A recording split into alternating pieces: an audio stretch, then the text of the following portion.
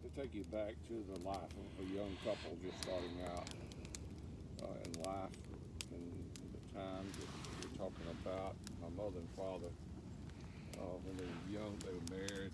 Mama at 15 years of age, and Daddy under 20. And you know, my daddy worked for my mama's daddy for a year, feeding a peanut picker, which is just a grueling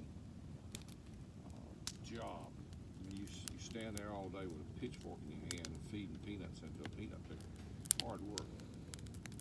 He did that the summer, and so that he could bury my mama. And so my father-in-law loaned him a little money to start the crop the next year, then in a little old shack. And when I say a shack, we're going to take a picture and show y'all what a shack is.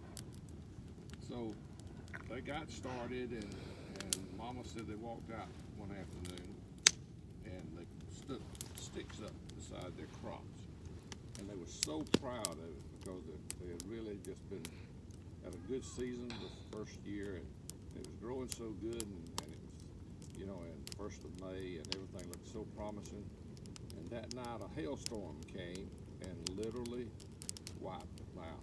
It just beat everything down and froze everything to the ground, and it just totally devastated them. So they went back to my mama's daddy, and my daddy had to feed the peanut picker another year for them to help them again get started. But they did, and my daddy he got him a winter job so he could farm his little crop in the summer. And his first job was with Funston Pecan Company in Albany, Georgia. He made 10 cents an hour. And he literally, the old building faced the north, and him working in the winter, he had to sit out under that north shelter and buy pecans. And the weather, whether it was raining or wind and even snow and ice, that was his job, was to buy those pecans at 10 cents an hour. And to make a little extra money, he and a black man that lived there on the farm that helped them, and sharecrop, what they call sharecropping back then, they would work to help you all, and he'd get a percentage of the food source and profit. And they would cut firewood in when the days it wasn't working, and put it on an old wagon, and the old mules couldn't pull them and the wood to town, but so they would walk behind the wagon 24 miles, and that's pretty hard work. And in the freezing cold, they would take a piece of tin and stick it out the back of the wagon and build a little fat lighter fire to warm their hands to make it on that long trip. Then when they sold their firewood, which was not usually a very hard job, it was just a hard job of getting it there.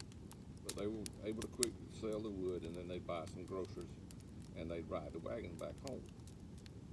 And that was how hard it was in those days. And to show you just how hard during the Depression, people would walk that same mileage in reverse with a long rod on their shoulder.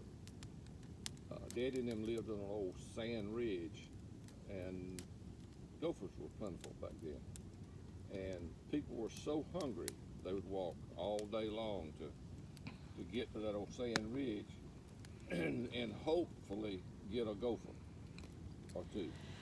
And then they'd walk all the way back to Albany to just have something to eat. We in America are so spoiled. In those days, it was grueling to make enough to have something to eat, much less something to wear or have extravagantly. It was just a hard job to even survive. So that was what it was like when Mama and Daddy were young.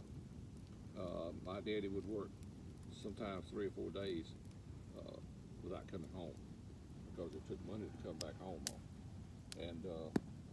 And he had an old Ford pickup when he finally got able to buy him an old pickup. And back then the roads were so terrible, if it rained, chances were he'd be in the ditch where he got home.